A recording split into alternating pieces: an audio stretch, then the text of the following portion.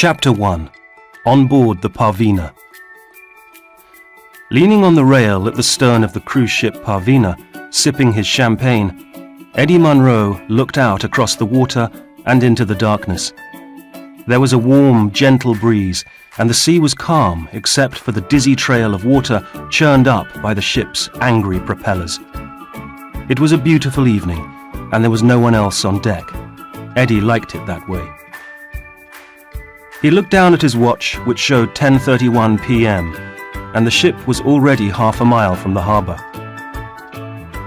He was amazed that such a huge cruise ship could move so fast. He was amazed it stayed afloat at all. He watched St. Thomas Island getting further and further away.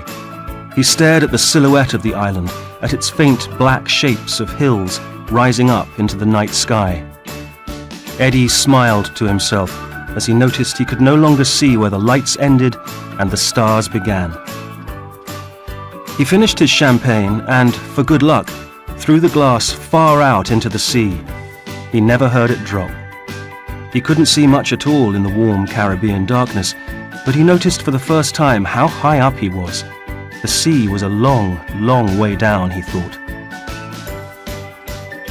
At this point, his wife Lynn came out looking for him, wearing her long black evening dress and the silk purple scarf she had bought on the excursion earlier in the day.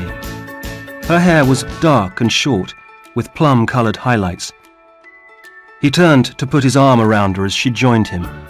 He noticed her perfume, a powerful and luxurious scent. "Hello," he said, turning round. "You smell nice, and you look lovely. Are you married?" "Yes, thank you. To a very wealthy man, so you have no chance," she said, smiling. "Ah, but so am I." "Ah, so you're married to a wealthy man, are you?" "I mean, I'm wealthy. Very rich, in fact." "Well, aren't you the lucky one?" Lynn said. "Yes, so if you're lucky, I might buy you dinner," said Eddie, turning back to look out to sea once more. "Well, lucky me. How can I refuse such charm?" She looked at him and took hold of his hand. She smiled and stared out into the night too, to the island which was now even further away. "I thought I'd find you out here," she said. "How many glasses have you thrown into the sea this evening?" "Only 2, he said. "Eddie!" "It's good luck." "No, it isn't. Not if you're a fish and you get hit by a glass." "The fish might like it. It's probably quite boring being a fish. The sudden arrival of a champagne glass might brighten up your life." "Or end it," she said. "It's fun," said Eddie. "You should try it." "I think I've had enough champagne," his wife said. "I love the way the glass disappears the minute it leaves my hand and the sea eats it up. You can't see it falling and you can't hear it hit the water, but you know it's landed, dived in and sunk to the bottom. Imagine a tiny glass holding a giant ocean." "You think too much," she said, moving away and pulling him with her. "Why don't you come back inside? They're serving coffee, and I think there's going to be some jazz." "All right," he said. "Just a few more minutes." "We have 2 more weeks on this cruise, Eddie. You have plenty of time to take it all in." "It's incredible, though, isn't it? So beautiful. It's perfect." Lynn laughed. "It's completely black. I can't see anything in the dark." "I know, but it's all out there. The blue sea, the white sand, the palm trees, the boats, the champagne glasses." "Very funny," said Eddie. Then he pointed to the horizon.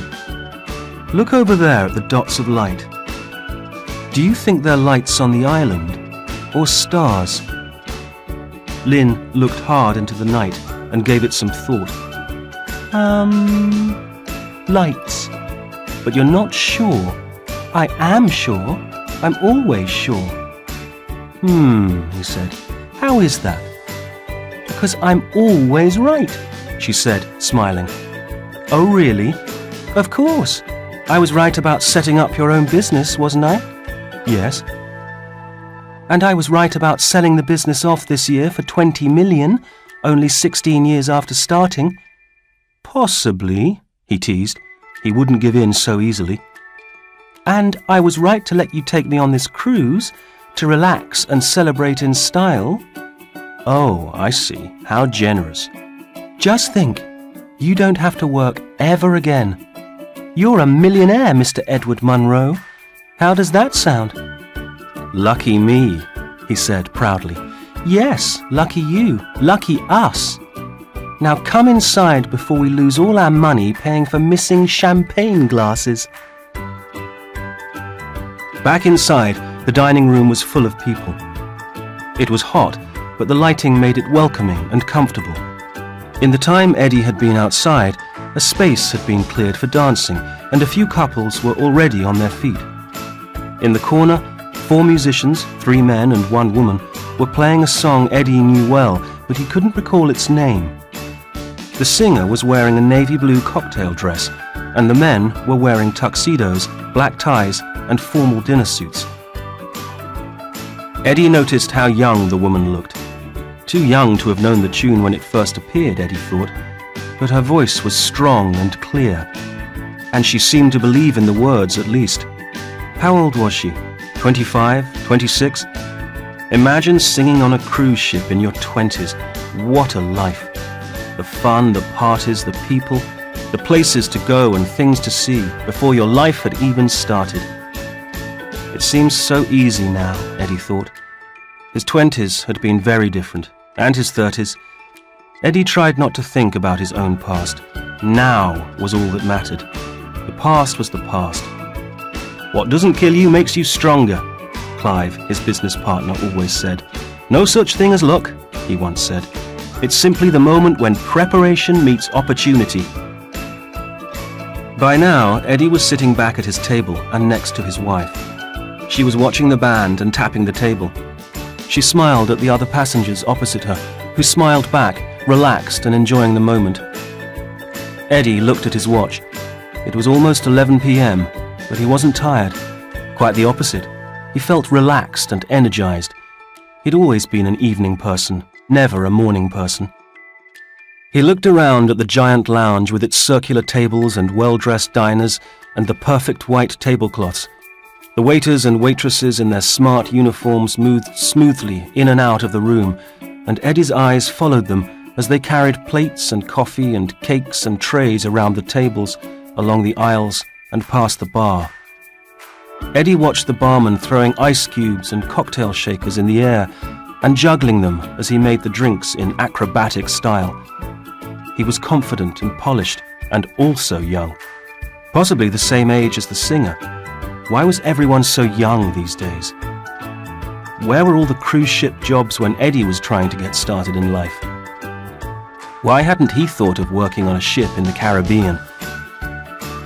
He found himself staring at the bar in the distance. He was no longer thinking of anything in particular. He was simply listening to the sounds of jazz and the noise of a few hundred people talking and laughing. And that was when he saw him. That was the moment when he saw Dominic for the first time in many, many years. The man was sitting at the bar, leaning forward and smoking a large cigar. He was older now, clearly, and his hair was very grey, but Eddie had no doubt that it was him. He couldn't believe that awful man was here on the ship. And then everything was different. Nothing was the same. All was spoiled, just like before.